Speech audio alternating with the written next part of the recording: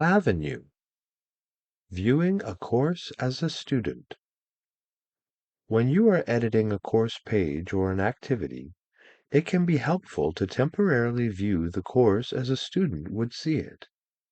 You can do this using the Switch Role To function.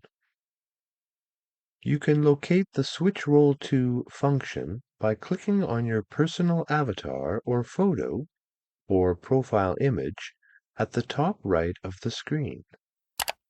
A drop-down menu appears. Next, click on the Switch Role To option. The available role options appear. Now, click on the Student button. The course page opens again with a student view of the page.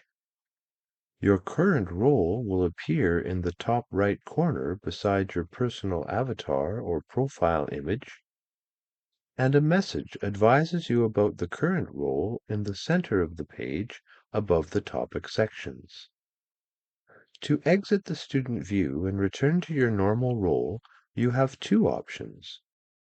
The first option is to click on the Return to my normal role link in the blue message box at the top of the course.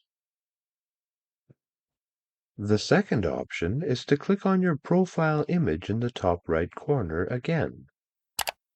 In the drop-down menu, click on the Return to my normal role link. The course page will reload in your normal role.